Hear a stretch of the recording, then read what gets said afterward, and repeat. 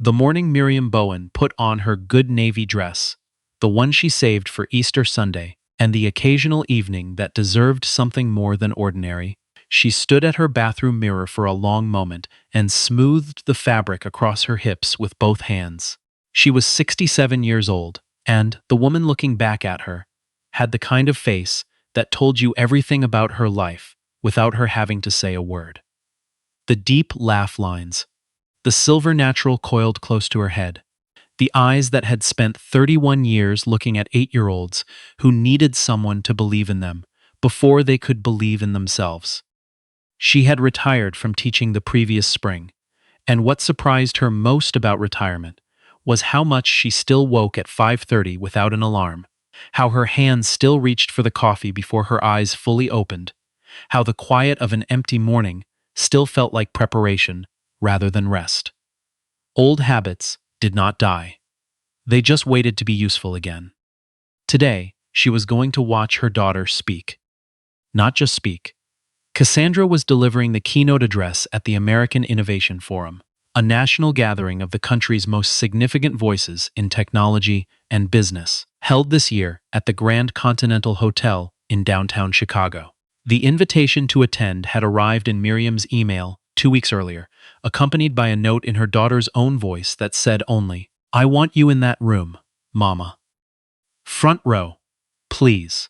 And so she had taken her good navy dress from the back of the closet, pressed it the night before, and set her alarm for 5:30 despite not needing to. Cassandra Bowen was 43 years old, the founder and chief executive of a company whose name had appeared on the covers of 3 national magazines in the past 18 months alone. She had built it over 15 years from a 2-room office above a dry cleaner's on the west side, working from a laptop that had been secondhand when she bought it, surviving the first 2 years on government contracts so small that her employees often joked they were paid more in belief than in salary.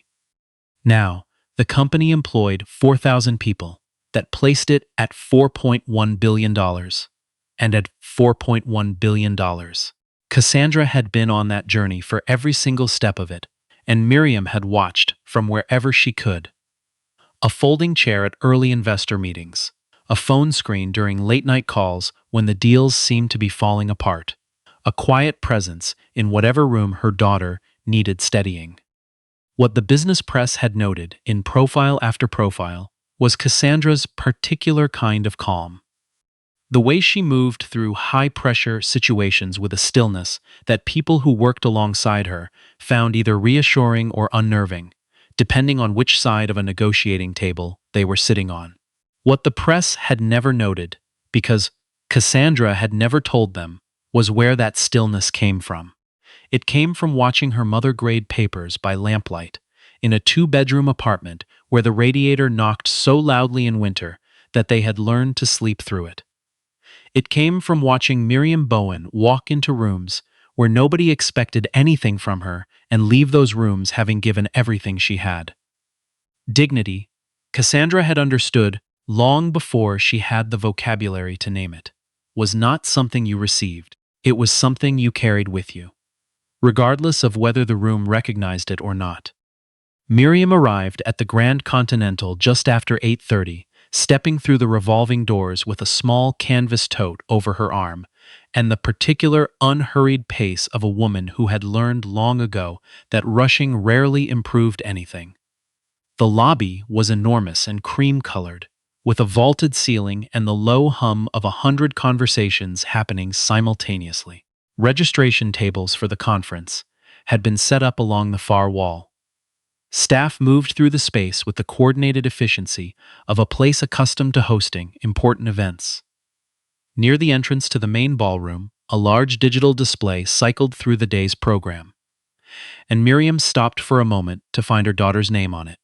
Cassandra Bowen, keynote address, 10 a.m., and felt the same quiet swell of pride she had felt the first time she had seen Cassandra's company logo printed on something physical, real, and permanent in a way that screens never quite managed to convey. She found a chair near a low table in the lobby's seating area, close enough to the conference registration that she could see when familiar faces from Cassandra's team began to arrive. She set her tote on the table, removed a small paperback novel from inside it, and settled in to wait. Around her, the morning proceeded in the ordinary way of large hotel lobbies. Rolling luggage, the smell of fresh coffee from the attached cafe, a group of men in identical lanyards laughing too loudly near the elevators. No one paid her any particular attention for the first 20 minutes. And then Derek Slade noticed her. Derek was 41, the head of hotel security, a man who had spent 8 years on the job developing a theory about who belonged in spaces like this one and who did not. He stood near the concierge desk, with his arms crossed in that particular way that was meant to communicate authority, without requiring actual engagement. And his eyes, which had a habit of moving across a room in long, slow sweeps, stopped when they reached Miriam. He watched her for a moment, the canvas tote, the paperback, the navy dress that was perfectly presentable but not conference attendee professional, not the pressed suits and blazers that had been passing through his lobby all morning. He made a decision before he had asked a single question. His junior, Colby, was 24 and had been on the job for 6 months. He fell into step beside Derek with the practiced willingness of someone who had not yet formed his own opinions about much of anything, and together they crossed the lobby with the particular deliberate pace of men who had already decided what they were going to find. "Ma'am." Derek stopped in front of her. "This area is reserved for conference guests." Miriam looked up from her book with the patient expression of someone who had been interrupted mid-sentence but was not going to make an issue of it. "Good morning." She closed the book. "I'm here for the conference. My daughter is one of the speakers." "Your badge?" Derek said. He did not soften the words with anything. No apology, no courtesy. Just the question, landed like a checkpoint. Miriam reached into her tote with practiced calm and removed a conference badge printed with her name and labeled Guess. "Speaker family." She held it out toward him. He looked at it for approximately 2 seconds, less time than it would have taken to actually read it, and handed it back. "This is a general access badge. The seating area is for registered delegates only." Miriam studied him. "I've been sitting here for 20 minutes. No one." "Ma'am, I'm going to have to ask you to move toward the entrance area." Around them, the lobby had not slowed. People moved past with their coffees and their rolling luggage, their eyes grazing the exchange and moving on in the practiced way of people in shared spaces who have collectively agreed that not getting involved is a kind of peace. But a young woman at a disagreeable, early 30s, natural hair pulled back, a conference lanyard around her neck, had stopped pretending to look at her phone. Miriam stood slowly, the way she always did now, with the careful attention to her knees that had become part of every movement since the previous winter. She tucked her book back into the tote. She kept her voice even. "I believe there's been a misunderstanding. I have every right to be here. I'd like to speak with your manager." Derek did not like the word misunderstanding. Something in it seemed to land in him the wrong way. And Colby, reading his superior the way junior employees learn to do, shifted his stance, as though to close off the small amount of space around her that remained open. "The manager isn't available right now," Derek said, "but I am. And I'm telling you that if you don't move toward the entrance, I'll need to escort you out myself." "I am not going anywhere," Miriam said quietly. "I have a badge. My daughter is speaking on that stage in less than 2 hours, and I intend to be in that room when she does."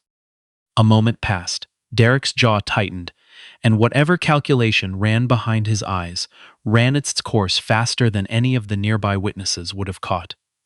He stepped forward and put his hand on Miriam Bowen's arm. It was not a violent gesture, by any strict technical definition, but it was a grip. Firm, deliberate, unmistakable, in its intent to move her whether she chose to move or not. Miriam startled at the contact, her whole body registering the sudden wrongness of it, and as she pulled back instinctively, her canvas tote caught the edge of the low table and sent it tilting. A water glass toppled and fell, splashing across the surface and onto the floor, and in the noise and the motion, She lost her footing for a fraction of a second, grabbing for the chair arm beside her to keep herself upright. The young woman with the lanyard was already on her feet. Her phone was up. The lobby around them had contracted into that particular alert silence that descends when something has happened that everyone present has simultaneously registered as wrong. An older couple near the cafe entrance stopped walking. A man in a blazer near the elevator doors turned and stared without moving. The hum of conversation in the room did not stop, but it had thinned, the way background noise thins when something more urgent demands the ear. Miriam had steadied herself against the chair. Her tote had fallen to the floor. A few items had spilled out. The book, a folded program, a small coin purse, and she knelt to gather them with the particular slowness of someone managing both her composure and her body at the same time. Derek stood over her and did not offer a hand, and it was that image, a 67-year-old woman on the lobby floor of a downtown hotel, picking up her belongings while a man in uniform stood above her without extending so much as a single finger, that the young woman's phone captured in clear, unbroken footage. "Hey," the young woman's voice cut across the lobby, sharp and direct. "She showed you her badge. I watched her do it." Derek turned toward her. "Ma'am, please stay out of this." "I am not staying out of anything." She did not lower her phone. "And I've been recording this for the last 3 minutes, so." She left the rest of that sentence where it was, which turned out to be more effective than anything she might have added to it.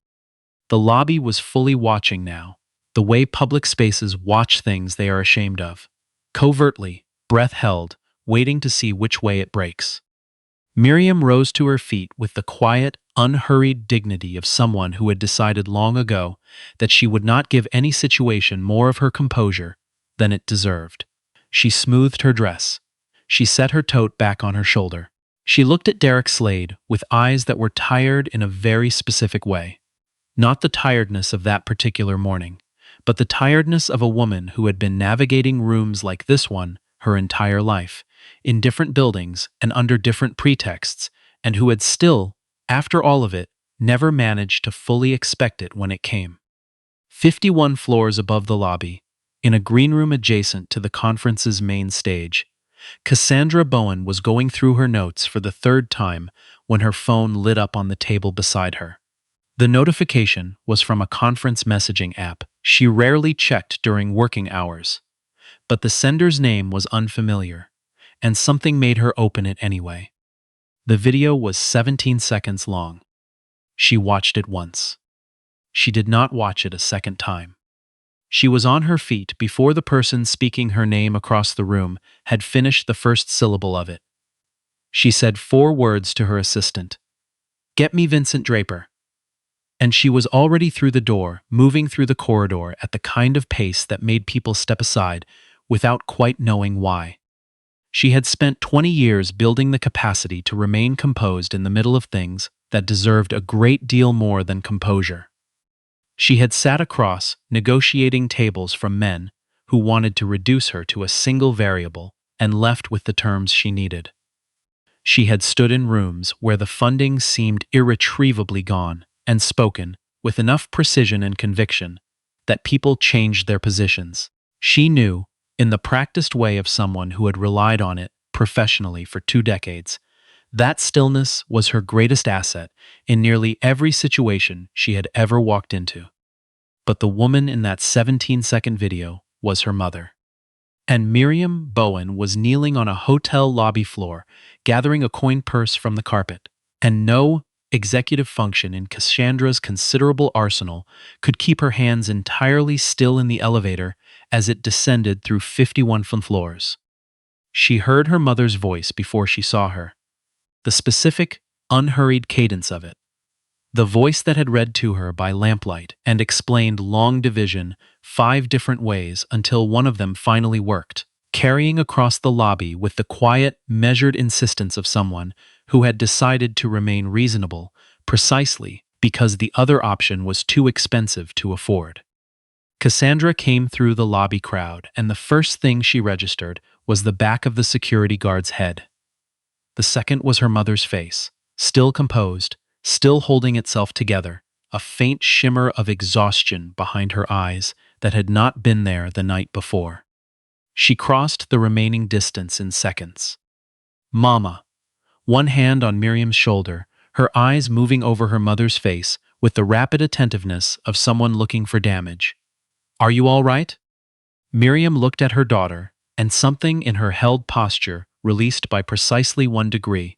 Not collapse, not weakness, but the specific relief of a person who has been holding a position alone and has just been joined.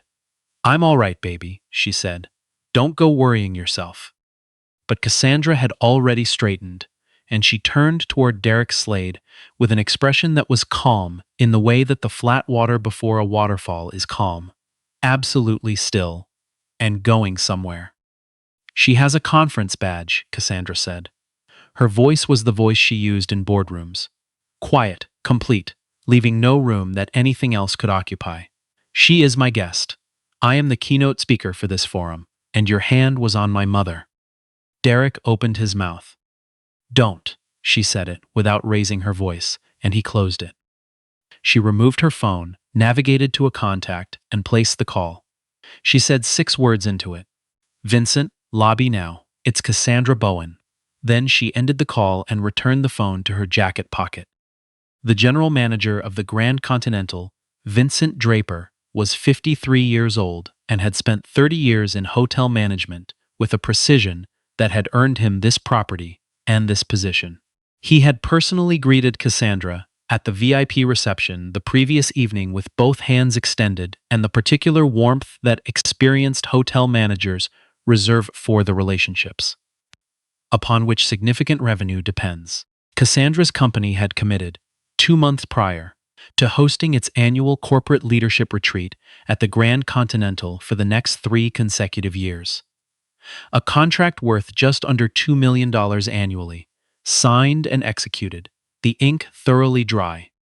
He came through the lobby at a pace that made people move out of his way without knowing why, and when he stopped and took in the scene before him, Miriam Bowen with her canvas tote and her good navy dress, Derek standing several feet away with the expression of a man beginning to understand the full geometry of his mistake, Cassandra with that particular stillness that the ballroom audience upstairs was about to become very familiar with.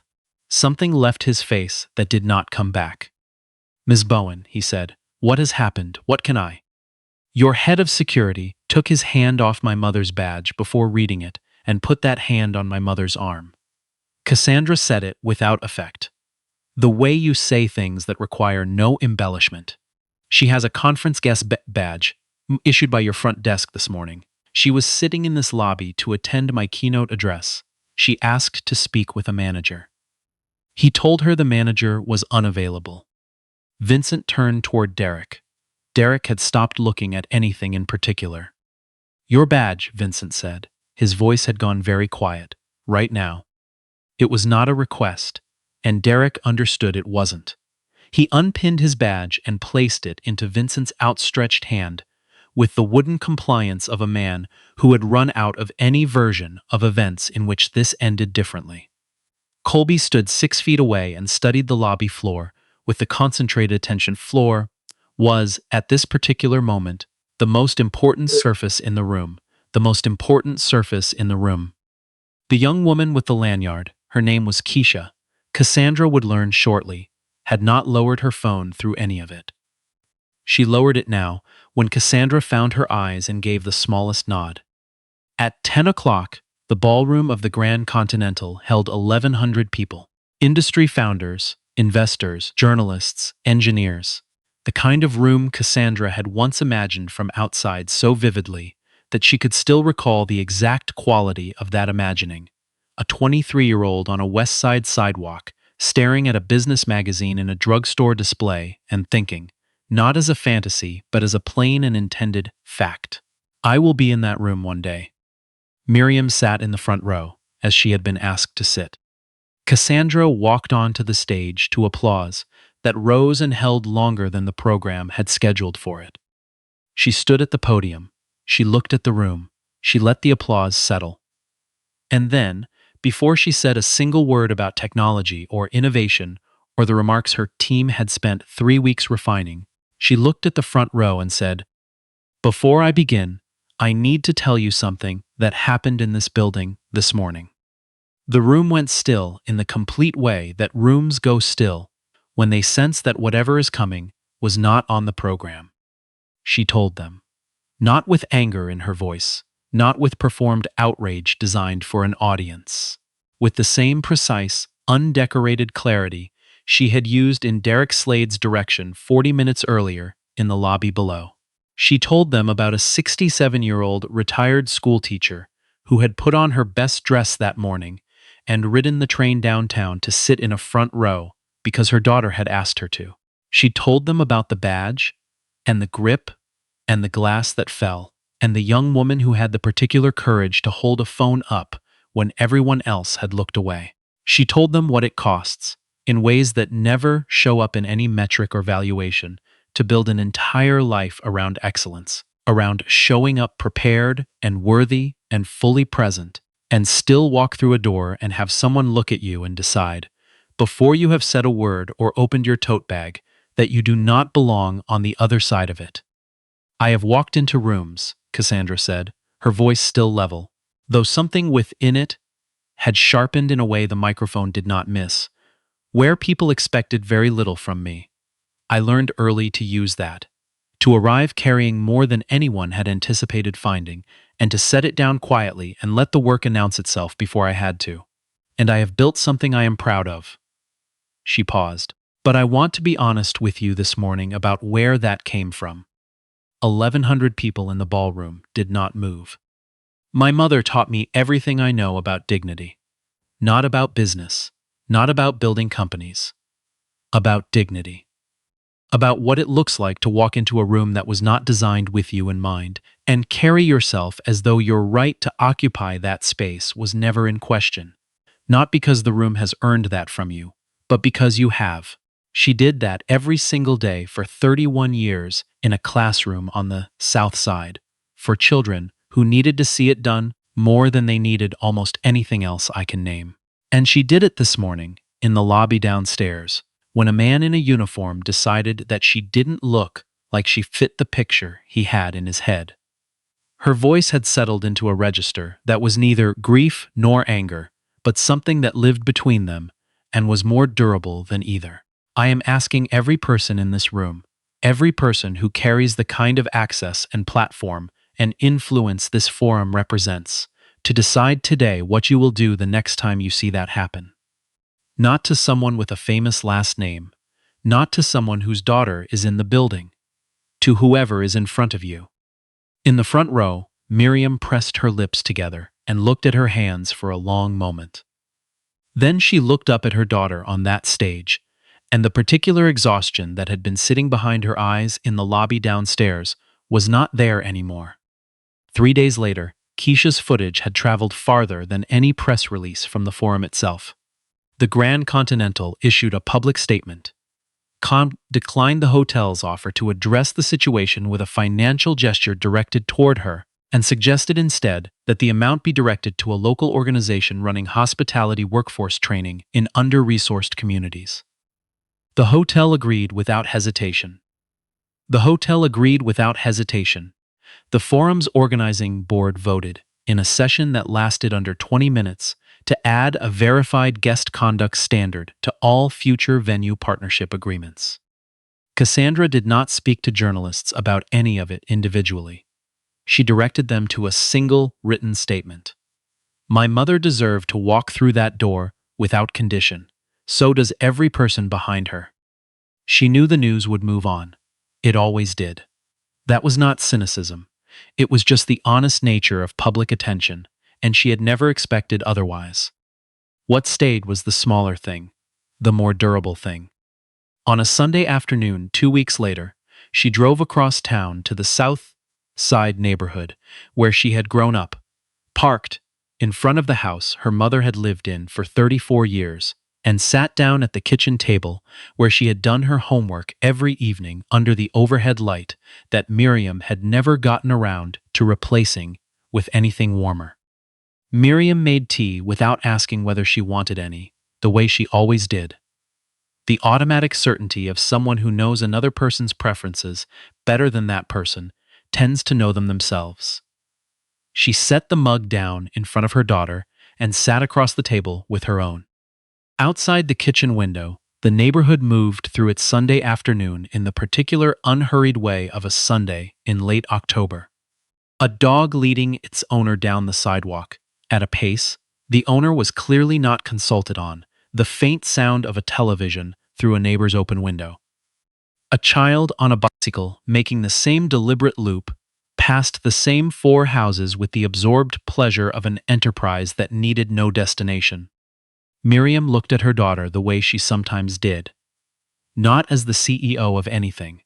Not as the woman on the magazine cover currently sitting on the bookshelf in the next room, but as the child whose hand she had held, crossing every intersection for 9 years, whose face she had memorized in every kind of light. "You didn't have to say what you said on that stage," Miriam told her. "I know," Cassandra said. "People are going to make it into something it wasn't." "Some of them," Cassandra agreed. "Some of them won't." Miriam was quiet for a moment, both hands around her mug. Then she asked, with the small tilted smile of someone who already knows the answer and wants to hear it said out loud, "Was any of that speech in your notes before you walked out there?" Cassandra looked at her mother across the kitchen table, in the house she had grown up in the neighborhood that had shaped every instinct she had ever relied on to build anything worth having, and said, "Not a single word of it." Miriam nodded once, slowly, the way she nodded when the world confirmed something she had understood long before the world bothered to catch up. She picked up her tea. She looked out the window at the October street. "Good," she said. And that was enough. The tea was warm, the afternoon was quiet, and in the easy, unguarded silence between them, the kind that only people who have loved each other through the difficult parts can share without needing to explain it. The kitchen felt the way it always had, like the truest place either of them knew.